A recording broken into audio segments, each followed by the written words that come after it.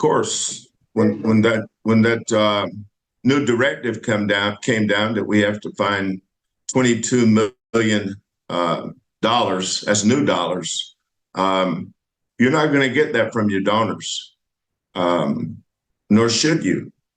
You know that's why when it gets to be nut cutting time, you can figure out the people that can handle the heat.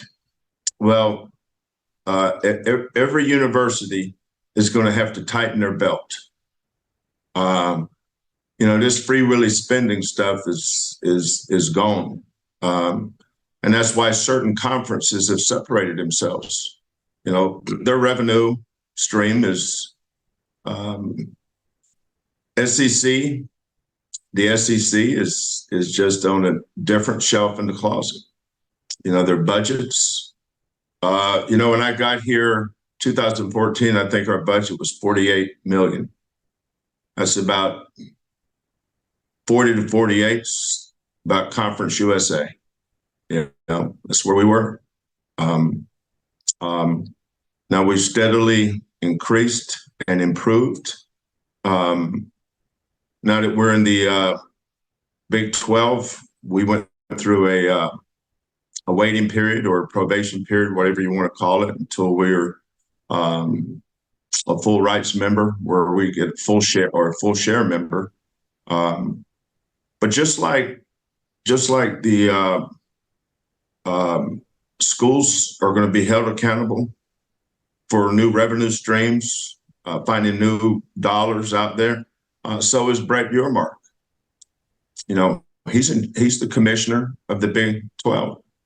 Just like I'm held accountable for my team's success, I think the success for this conference is Brett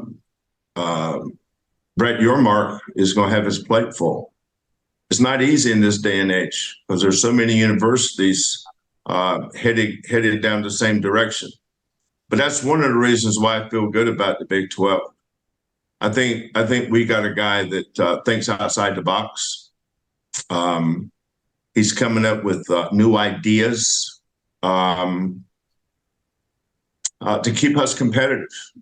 We can't let the SEC and the Big Ten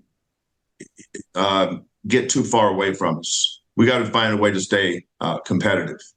Terrence asked a question earlier about the NIL. The NIL by itself has changed the landscape of athletics more than anything that's happened since I've been involved. And that's almost 44 years. I've never seen anything that has impacted. It's impacted people's jobs. It's impacting whether we keep sports or not keep sports. It's created a tsunami of far-ranging effects. And I stand by what I said earlier. We have to adjust.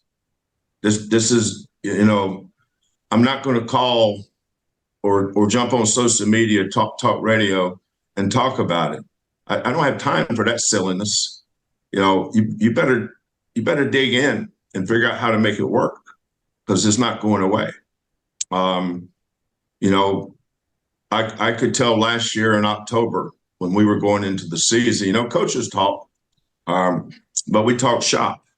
And one of the things that I said earlier was that just like what share are we going to get from the American Athletic Conference versus what shares are we going to get from the Big 10, or I'm sorry, from the Big 12? And that's really what separates schools. These boosters are people from certain schools that run around sticking their chest out saying my school is better than your schools. Well, let's see why. It's because of the media rights.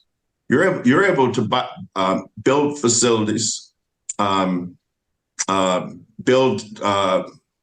use mortar and brick to build this unbelievable athletic complex. Where did you get the money from? You got the money from media rights deals. So you either have or have not in terms of monies for athletics. Well, we're headed into a time now where there is going to be some monumental decisions that university presidents, and it starts with them. University presidents are going to have to make some tough decisions.